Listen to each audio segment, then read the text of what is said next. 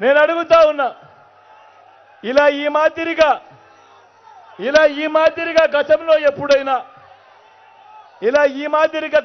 ఎప్పుడైనా కూడా ఈ మాదిరిగా బటన్లు నొక్కడం, నేరుగా నా అక్క చెల్లెమ్మల కుటుంబాల ఖాతాలకే నేరుగా వెళ్ళిపోవడం గతంలో ఎప్పుడైనా జరిగిందా అని అడుగుతా ఉన్నాను. మీ బిడ్డ జరిగిందా అన్నా? జరిగిందా తమ్ముడు?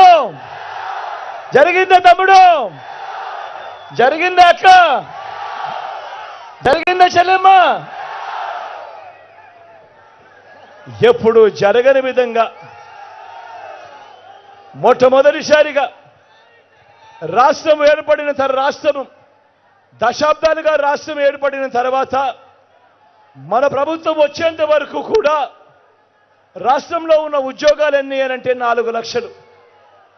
మరి మీ బిడ్డ కాలంలో ఈ 59 నెలల కాలంలో మీ బిడ్డ వచ్చిన తర్వాత ఏకంగా మరో 2,30,000 ఉద్యోగాలు ఇచ్చాడు. మీ బిడ్డ అధికారంలోకి వచ్చిన తర్వాత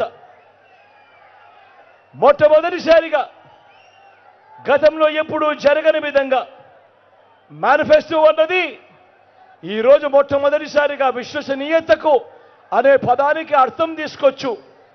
మేనిఫెస్టో అన్నది గతంలో మాదిరిగా ఎన్నికలప్పుడు రంగురంగుల కాగితాలిచ్చి రంగురంగుల అబద్ధాలు చెప్పి ఎన్నికలైపోయిన తర్వాత చెత్తబుట్టలో వేసే రోజుల నుంచి ఏకంగా మేనిఫెస్టో అన్నది ఒక ఖురాన్గా, ఒక భగవద్గీతగా, ఒక బైబిల్గా భావిస్తూ మేనిఫెస్టోలో చెప్పినవి ఏకంగా 99% హామీలను అమలు చేసి నా అక్క చెల్లెమ్మల ఇళ్ళకే, నా అక్క చెల్లెమ్మల కుటుంబాలకే ఆ మేనిఫెస్టో పంపించి, అక్క మీరే టిక్కు పెట్టండి, చెల్లెమ్మ మీరే టిక్కు పెట్టండి, అన్న ఇవన్నీ చెప్పాడు, ఇవన్నీ జరిగాయా లేదా మీరే టిక్కు పెట్టండి అని చెప్పి మొట్టమొదటిసారిగా అక్క చెల్లెమ్మల కుటుంబాలకు పంపించి మీరే టిక్కు పెట్టండి అని చెప్పి అడుగుతా ఉన్న సాంప్రదాయం మొట్టమొదటిసారిగా ఎప్పుడు జరిగింది అనంటే అది 59 నెలల కాలంలోనే మీ బిడ్డ పాలనలోనే అని కూడా చెప్పడానికి గర్వపడతా ఉన్నా.